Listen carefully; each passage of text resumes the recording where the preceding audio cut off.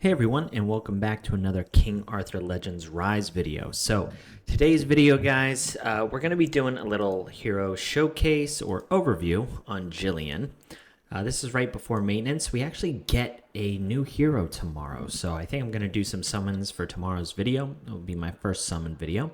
But in the meantime, I wanted to bring you a character kind of overview on Gillien. Now, Gillien is viewed as the best healer in the game, but that doesn't mean that she is the best quote-unquote like raw healer. It's just she's a healer that also brings a bunch of other kind of abilities that makes her so unique. I agree that she probably is the best healer hero. I think your best raw independent healer is Sarah. Like if you're just looking for someone for big heals, like her multipliers on a bunch of things are very good. But Gillien, man, her kit is amazing. So I just wanted to talk about that today. Just give a little short video here after my long one a couple days ago. So yeah, let's talk about her. So her passives are what make her absolutely fantastic. Her skills are good, but her passives are just so great. So her first passive, whenever it's not skilled up, has a 70% chance to trigger when attacking. And what this does is it has a 100% chance to reduce the target's attack gauge of one random enemy by 30%. You can skill it up to 80, which I have, and then you can add an additional random target. So it can target 2 random enemies and reduce their attack gauge by 30%. And if you look at this, no cooldown. That is just absolutely insane. No cooldown on this skill. Granted, they did give it an 80%, so you do have a 20% chance of this failing. Now, she has a passive as well, her second passive, which is when an ally is inflicted with an abnormal status, it triggers overhealing for all allies with abnormal status, and what that is it just removes them, and then based on each abnormal status that is removed, it grants an extra percentage of healing. I'll talk about where this is good, and this does have a cooldown. And 6 turns is too high for most content, so you do need to skill this up to have it to a 4-turn cooldown for this to ideally matter. Otherwise, you might see her as a little bit underwhelming as a healer in some of the endgame content if this isn't skilled up. And then her last passive, it says after healing an ally, it has a 70% chance to recharge the attack gauge of 30% to a random ally. So you can skill this up to 70%, and it can increase to a random target +1. So after she heals someone, she has a 70% chance to fill 2 different allies' attack gauge by 30%. So she is recharging your attack gauge, reducing the enemy's attack gauge, and then making sure that you don't get inflicted with abnormal status. Absolutely great. I think she's great in all content, but we'll talk about her specifically in certain teams. Now, when you summon her, you're granted the fire relic with her, and her basic ability is she attacks someone 2 times, and then she heals the ally with the lowest HP of 5.7% of her max HP. This is a pretty low multiplier. However, the fact that she has healing on her skill 1 is pretty nice considering her passive says after healing an ally, it can recharge the attack gauge and whenever she's attacking. So you don't want an ability where she's not actually attacking. So it's kind of nice that her first ability does have healing on it. Even if it is lower, it will still trigger both her first and her third passive. So that's very good. Now, her second skill actually has a very high multiplier, and it comes with the added ability of potentially reducing the target's attack gauge by 30%. You can also buff that up all the way up to 45%, which is very strong. You also get, HP recovery along the way. Oh, actually, sorry. You can bump that up to 55%. So this is a very strong skill. This is the skill you're most likely going to be using, especially against bosses, because you're reducing the attack gauge. You have the big heal as well. So it's very strong. The problem is you're going to need, specific good gear sets on Gillien to make sure that, some of your specific heroes are always able to use their skill 2 ability. So I'll talk about that here in a second. And then her third ability grants this temptation, which is, a form of abnormal status. However, you're rarely ever using this. You might manual this sometimes to clear specific stages of like the Forbidden Dungeon, or maybe some stages of the story mode, something like that. But most of the time, it's not going to be happening. So her Frost Relics, also good, has a good heal on her first ability, also has a good heal on her second ability, with a higher chance to reduce the target's attack gauge. So it's pretty nice. This skill, I think, is her best skill out of all the relics.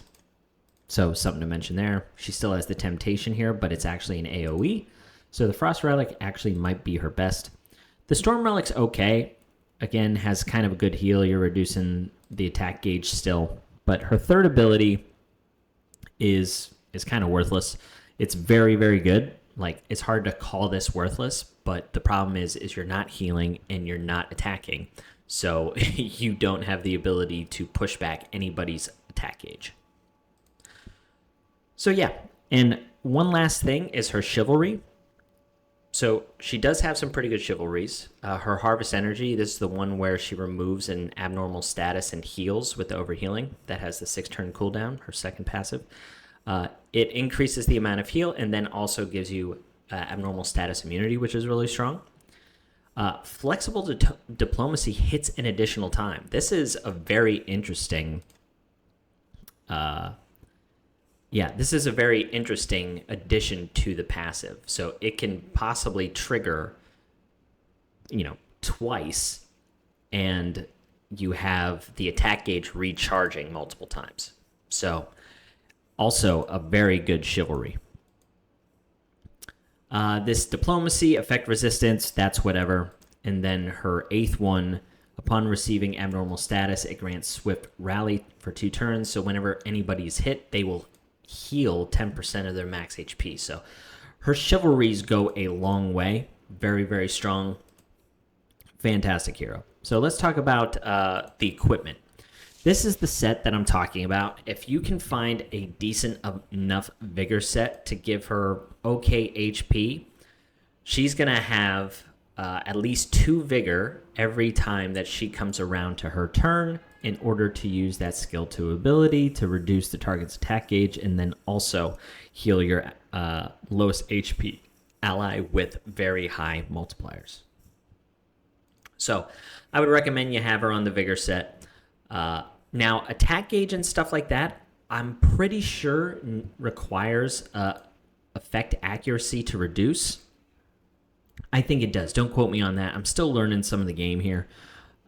I don't know which skills require this, which skills don't, like which kind of debuffs. I don't know if it's just debuffs, damage over time, and abnormal status that requires effect accuracy, or also attack gauge. I'm pretty sure it's everything, but I haven't paid too much attention to it, so I'm sorry for that. But I'm pretty sure she needs effect accuracy. So what you want to build her in is just very high HP. You want some effect accuracy to push back the attack gauge, but even if you don't build high effect accuracy and you're just using her for her skill 3 or her third passive to boost the activation rate, the attack gauge rate of your team, that's going to be good enough, in all honesty. So if you can't get enough stats on your gear, especially starting out, don't worry too much about the effect accuracy. Just use her as a healer and someone who's kind of boosting the attack gauge of your own team. And then having effect resistance is pretty good. I mention this because this overhealing, whenever somebody's inflicted with the abnormal status, like if she is stunned, I believe, like if she's inflicted with any of these, I believe that this will not trigger on your allies. So a little bit of effect resistance is not bad either. So yeah, vigor set. Make sure she gets that additional vigor on her turn to do the big heals. Now, where she can be used, a lot of these power-up dungeons. In this Frozen Plain, she's actually a weak affinity, so if you have her Frost or Wind Relic, it's going to go much better. Otherwise, Aldri's going to kind of target her, and she might die pretty quick. Plane of Beasts, very, very strong. You know, being able to boost up your damage dealer's attack gauges, even Morgan, to increase the damage, it's going to be fantastic there. You'll probably have to use like skill 1 on Morgan and then skill 1 on Kay, so you have enough vigor to go around for like Tristan to do his damage. But she's certainly useful there. Shrine of Storms, this is a very important dungeon for her. She's positive affinity with her base relic. And then on top of that, this guy, like, he focuses around reducing the attack gauge. You really want to utilize attack gauge. So when hit by attack gauge down, 100% chance to decrease his attack gauge by 40%. So that's the whole mechanic here. This is where she truly thrives, with the attack gauge down on her first passive. And then boosting up your other guys, you know, especially Tristan, to put the attack speed down on Tarask is going to be key. Other than that, you know, she's a staple in favor dungeons. I mentioned this the other day with Crow. I've had someone comment and say that her heals aren't big enough. I would suggest that you put her in a vigor set and then just utilize her skill 2. We'll do a quick run here to show this. So what we can do in here is we can put the skill order of her doing her skill 2. And then this way, every time that she takes a turn, so you'll see here, so even if Bedivere here, right? He will use all 3 of our vigor with his skill 3.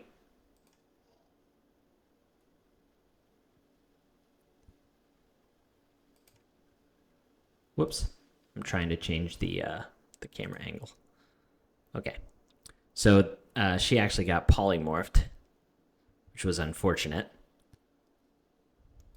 But what I want to show you here,